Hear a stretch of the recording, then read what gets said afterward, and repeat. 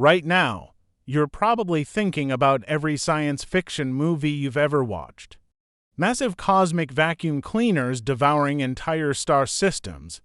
Spaceships getting helplessly pulled into swirling vortexes of destruction, the ultimate cosmic monster that hunts down planets and stars, sucking them into oblivion with its insatiable appetite for matter. But here's the absolutely mind-blowing truth that's going to shatter everything you think you know about the most mysterious objects in the universe. Black holes don't suck anything in. They don't hunt down matter, they don't vacuum up everything around them, and they're actually far more well-behaved than Hollywood would ever let you believe. I know this sounds completely impossible. We've been told our entire lives that black holes are cosmic death machines that devour everything in their path. The very name black hole conjures images of an insatiable void that pulls in everything around it. But stick with me, because this is going to completely blow your mind and change how you see these incredible cosmic phenomena forever. Let's start with the most shocking truth about black holes that'll completely destroy your preconceptions. If our sun suddenly, magically became a black hole right now, same mass, just compressed into an impossibly dense point, absolutely nothing would happen to Earth's orbit. We'd keep orbiting exactly the same way we always have. No sucking, no pulling, no cosmic destruction. Here's what's going to blow your mind about how gravity actually works. Black holes don't have some special sucking power that's different from regular gravity. They're just incredibly massive objects compressed into incredibly small spaces. Their gravitational pull follows exactly the same laws of physics as every other object in the universe. Think about this logically. The sun has been sitting in the center of our solar system for billions of years without sucking Earth into it. Jupiter doesn't suck up its moons. The moon doesn't suck up satellites.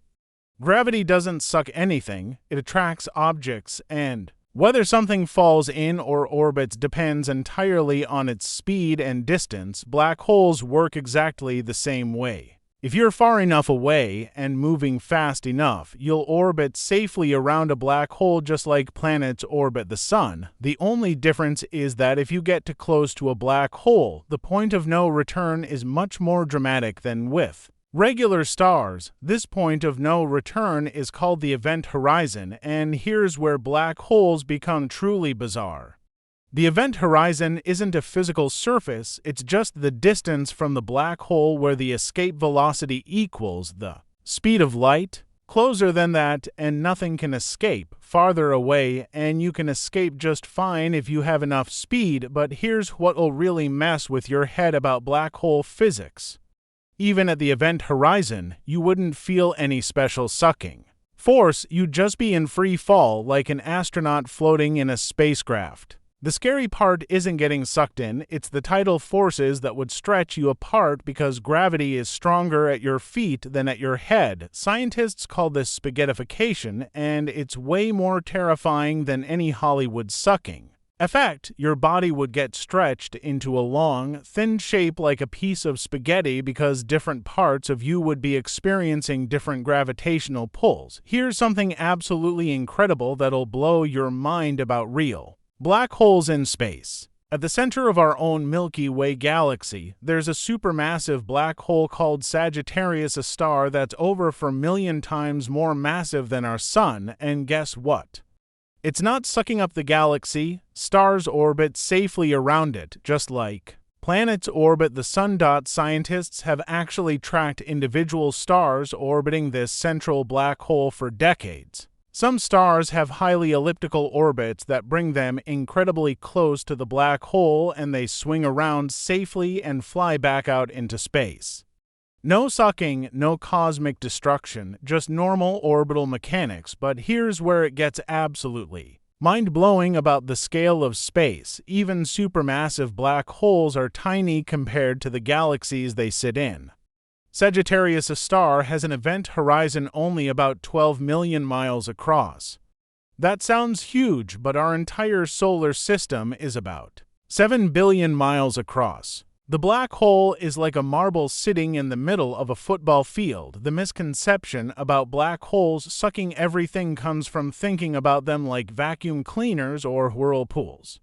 But gravity doesn't work like suction. Suction happens when air rushes from high pressure to low pressure. Gravity is a fundamental force that attracts mass to mass, and it gets weaker with distance according to precise mathematical laws. Here's something that'll completely blow your mind about black hole formation. Black holes are actually created when massive stars run out of nuclear fuel and collapse under their own gravity.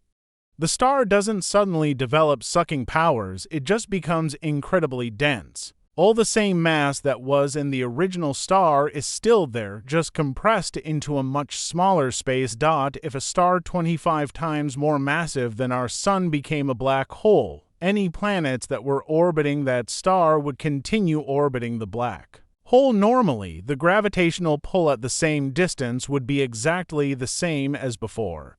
The only difference is that you could now get much closer to all that mass before hitting a surface, but here's where black holes get really weird and wonderful. They actually evaporate over time through something called Hawking radiation. Stephen Hawking discovered that black holes slowly leak energy and shrink.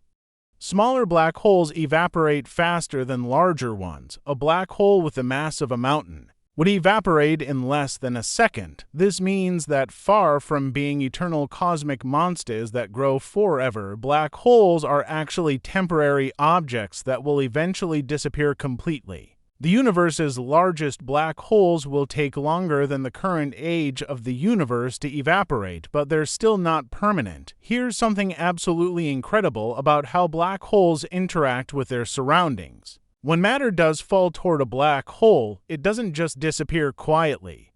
It forms what's called an accretion disk, a swirling disk of superheated matter that glows brighter than entire galaxies. These are some of the most luminous objects in the universe. The material in accretion disks can reach temperatures of millions of degrees and shoot jets of particles thousands of light years into space. Black holes, the objects that supposedly swallow light, can actually create some of the brightest phenomena in the cosmos when matter falls into them. But here's what's really fascinating about orbital mechanics around black holes. Just like with any massive object, there are stable orbits at safe distances.